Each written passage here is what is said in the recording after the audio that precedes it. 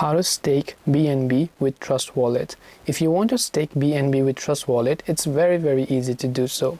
All you have to do is go ahead and then first of all launch your Trust Wallet app, and this is the kind of interface that you will see, right? Now you can simply go to the finance tab over here, or wherever else it is that you would be able to see. You can see also go to the earn option, and here you can see native staking, right? So here it says it says stake your Ethereum with Trust, but we are trying to look for BNB, so obviously you want to select BNB over here.